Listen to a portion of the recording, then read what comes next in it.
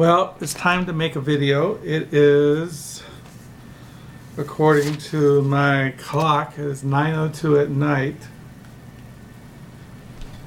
It is July the 25th. It's a Monday and it's 75 degrees inside my cell. It's not dark yet outside. The days are getting shorter.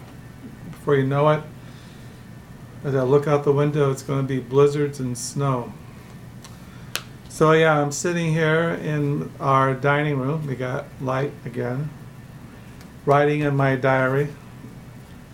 Usually I don't write in my diary at night, but I felt like it. So I'm on page 629. And tomorrow will be the 26th of July 2016. Hopefully I won't die in my sleep, and tomorrow I'll wake up, Lord willing, and be able to write down my existence as it goes to the flow. So yeah, I was going to make a video because I was going to mention what I've been reading. First of all, the other day I was looking at my John Gardner collection, and I was looking online, and I found out that I didn't have his last novel. As I've mentioned in my online diary and my videos about John Gardner, who is a very great American writer, that he died in a motorcycle accident. But his last novel, I didn't realize, was Mickelson's Ghost. So I ordered this used from Amazon, and I got it Sunday afternoon. And so I've been reading that the last couple of days. Really enjoying John Gardner. You can't go wrong reading John Gardner. He's a fabulous American writer. So I got a hardback edition, perfect condition. Only cost me 99 cents. Got it Amazon Prime. So I've been reading that, and that's what I've been reading the last couple of days. I've been kind of out of it. But today I went to thrift stores, and this is what I was going to mention that I found. And what I'm going to do is that when I go to thrift stores, I look for books by people that I collect. So today I found a Bret Easton Ellis, Less Than Zero. He's very famous for his novel American Psycho. So I found that today, so I added it to my Bret Easton Ellis. I don't really see that often, his novels, and I was surprised to find this one. And it's published by Penguins. I don't know what else he wrote besides American Psycho, Less Than Zero. He must have written, oh yeah, he wrote The Rules of Attraction.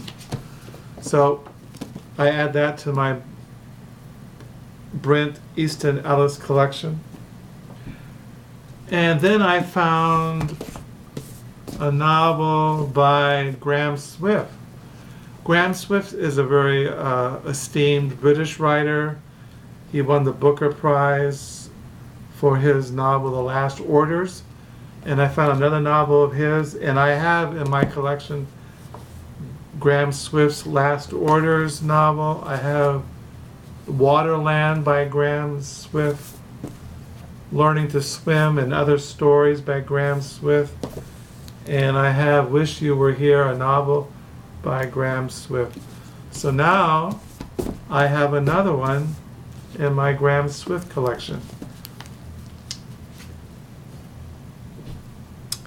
I found a novel that I just looked interesting. It's a fantasy science fiction novel, Lives of the Monster Dogs by Kirsten Backus. So I found that. You can look online about it. She didn't write anything else after this. It's her first novel. It was only 27 cents. I found a hardback. I have this novel by Sue Miller. I like Sue Miller. She's not too heavy and she's not too light.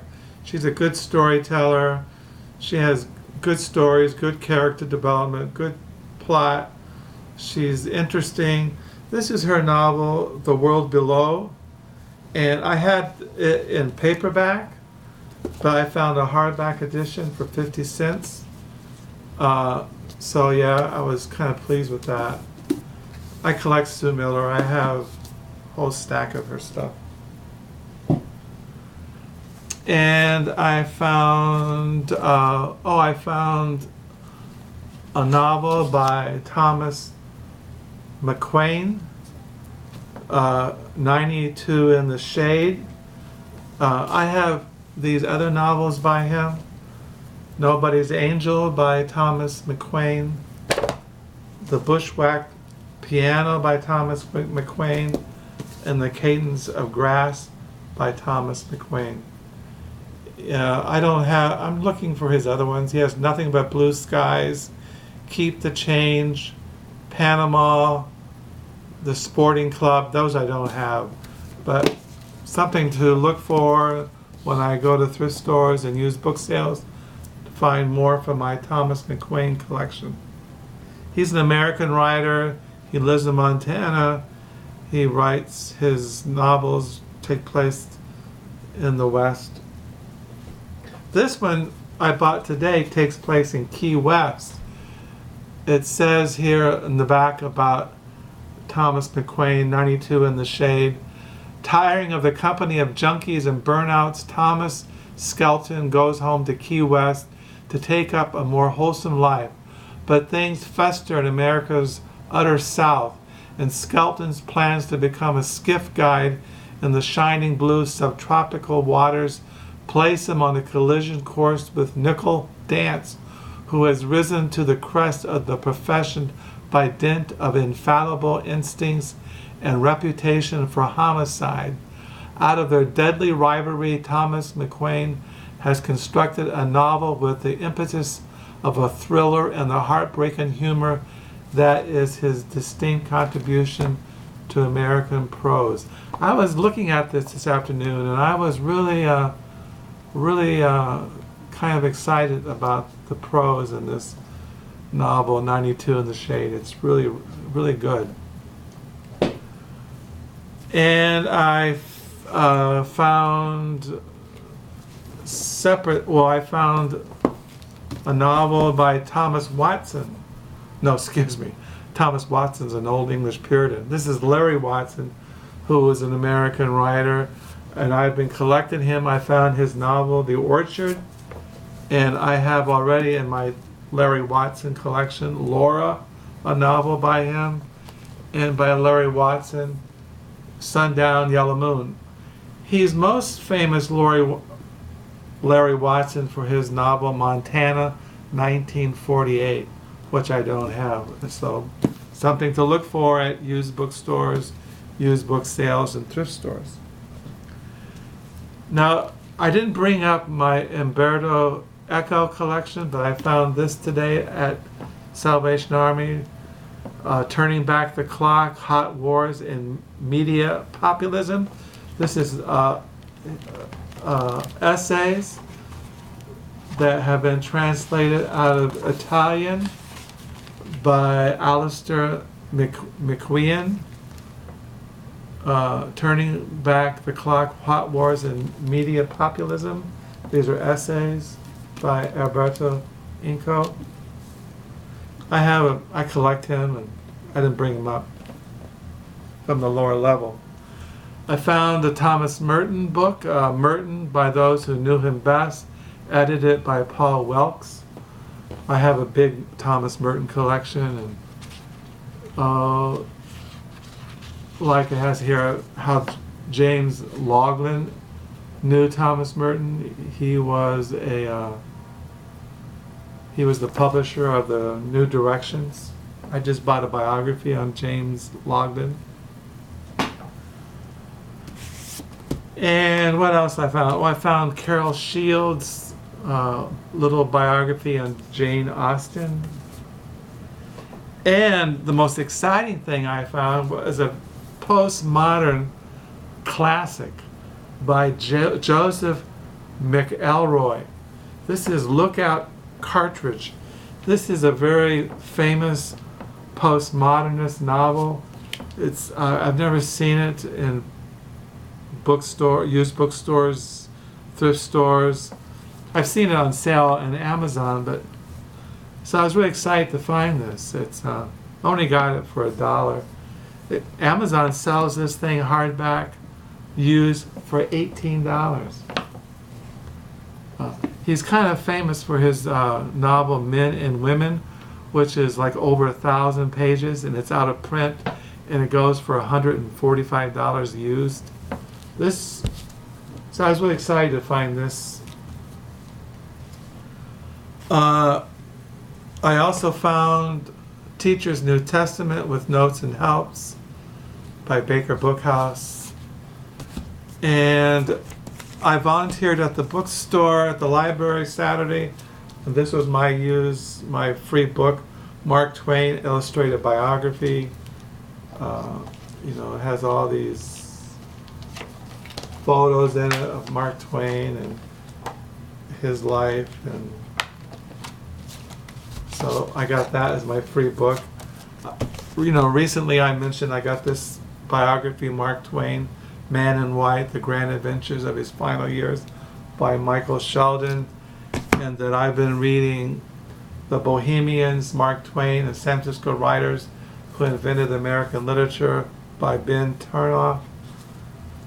So that's the books, and going back to keeping a diary and journals, people ask me about that, comments in my BookTube videos.